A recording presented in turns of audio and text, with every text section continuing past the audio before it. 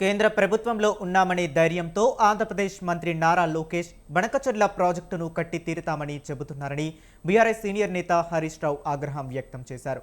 ప్రాజెక్టును కట్టి తీరుతామని లోకేష్ మాట్లాడుతుంటే తెలంగాణలో అధికారంలో ఉన్న కాంగ్రెస్ ప్రభుత్వం ఎందుకు స్పందించడం లేదని నిలదీశారు.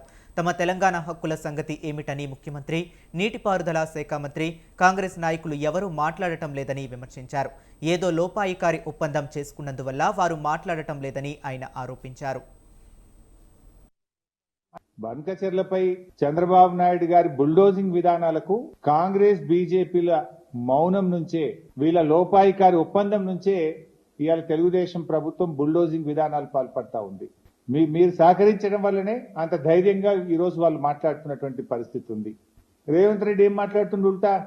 ఒకవైపేమో లోకేష్ మేము బనకచెర్ల కట్టి తీరుతాం, ఎవడు అడ్డొస్తాడో రండి, ఎవడు అడ్డొచ్చినా మేము అనుమతులు తెస్తాం అని ఒకవైపు లోకేష్ మాట్లాడుతుండు. రేవంత్ రెడ్డి ఏం మాట్లాడుతుండు? అసలు వాళ్ళు బనకచెర్ల కడతామంటే కదా నేను అడ్డు చెప్పేది అంటుండు. మనం ఏమన్నా ఢిల్లీలో బనకచెర్ల ప్రాజెక్టు వాళ్ళు కడతామంటే కదా నేను అడ్డు చెప్పేది అని చంద్రబాబు నాయుడు పేలవంగా బేలముఖం వేసుకొని మాట్లాడుతుండు. వాడు కట్టే తీరుతా, ఎవడు అడ్డం వస్తాడో రండ్రబై, నేను అనుమతులు ఎట్లా దేవాలనో నాకు తెలుసు అని వాడు మాట్లాడుతుండు. నువ్వేం మాట్లాడుతున్నావు? రేవంత్ రెడ్డి వాడు అడ్డమే చెప్తలేడు, ఎజెండాలో లేదని ఒక అబద్ధం మాట్లాడు. వాళ్ళు కడతామంటే కదా నేను అడ్డు చెప్పేది అని ఇంకొక వైపు మాట్లాడతాడు. అంటే ఈ మాటల్ని చూస్తా ఉంటే రేవంత్ రెడ్డి ఆల్రెడీ సెటిల్ అయిపోయింది. గురుదక్షిణ చెల్లించుకునే పనిలో ఇవాళ రేవంత్ రెడ్డి ఉన్నట్టుగా మాకు అర్థమైతా ఉంది. లోకేష్ గారు ఏం మాట్లాడుతుందంటే మిగులు జలాలు ఇవాళ సముద్రంలో కలుస్తున్నాయి, మీకు కనబట్టలేదా అని మాట్లాడుతున్నాడు.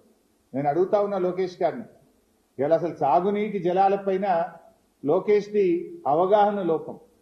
ఆయన అవగాహన లేకుండా మాట్లాడుతూ ఉన్నాడు. ఇన్ఫాక్ట్ ఆయన ఒక యంగ్స్టర్.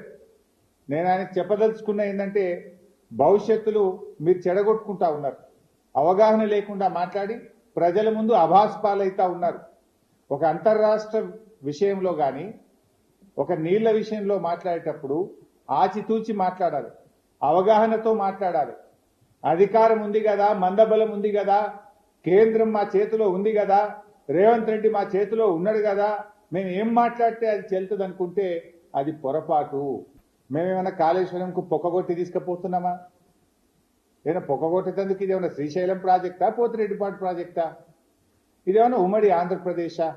నువ్వు పొక్కగొట్టేది ఉంటే ఇది లిఫ్ట్ ఇరిగేషన్ కదా, ఇది పొక్కగొట్టే ప్రాజెక్ట్ కాదు కదా. కాళేశ్వరం ఇజే లిఫ్ట్ ఇరిగేషన్ ప్రాజెక్ట్. ఎత్తిపోతల ప్రాజెక్టుకు పొక్కగొట్టుడో చిల్లుగొట్టుడో ఉండదు. అయినా ఇదేం ఉమ్మడి ఆంధ్రప్రదేశా? ఆనాడంటే ఉమ్మడి ఆంధ్రప్రదేశ్లో ఈ తెలంగాణ కాంగ్రెస్ తెలుగుదేశం నాయకులు పదవుల కోసం పెదవులు మూసుకోవడం వల్ల, తెలంగాణ నాయకత్వం దాసోహం కావడం వల్ల ఆనాడు మీరు ఆడిందే ఆట, పాడిందే పాట. పోతిరెడ్డిపాటి పొక్కగొట్టి మీ ఇష్టం ఉన్నట్టు తీసుకుపోయినా ఈనాడు తెలంగాణ కాంగ్రెస్ నాయకులు మౌనం వల్ల ఆ రోజు తెలంగాణకు అన్యాయం జరిగింది. కానీ ఇక్కడ ఉన్నది బీఆర్ఎస్ పార్టీ. ఈనాడు తెలంగాణ ఒక రాష్ట్రంగా తెలంగాణ ఉన్నది. ఊకో తెలంగాణ ఉమ్మడి ఆంధ్రప్రదేశ్లో నడిచినట్టు మీ ఇష్టం ఉన్నట్టు పొక్కగొడతాం, చెల్లు కొడతాం అంటే ఎవరు చూసుకుంటేందుకు ఊకోనికి తయారు లేడు. కాళేశ్వరం ప్రాజెక్టును అసలు అనుమతులే లేవట. అనుమతులు లేకుండా మీరు కట్టిండ్రు అని ఆయన గారు నిన్న మాట్లాడుతూ ఉన్నారు. కాళేశ్వరం ప్రాజెక్టుకు అన్ని అనుమతులు ఉన్నాయి. ఇవి కాళేశ్వరం ప్రాజెక్టుకు బీఆర్ఎస్ ప్రభుత్వం సాధించినటువంటి అనుమతులు. ఒకటి కాదు, రెండు కాదు, 11 అనుమతులు ఉన్నాయి. Hydrology clearance, technical advisory committee clearance, central water commission clearance, ministry of tribal welfare, ministry of environment and forest, irrigation planning, inter state matters, hydrology, 11 అనుమతులు. అన్ని రకాల అనుమతులను సాధించి బీఆర్ఎస్ ప్రభుత్వం కాళేశ్వరం ప్రాజెక్టును నిర్మించింది. మీకేమైనా అనుమానం ఉంటే ఇది పంపిస్తే వెరిఫై చేసుకోండి. We have all permissions for Kaleshwaram project. Kaleshwaram ప్రాజెక్టును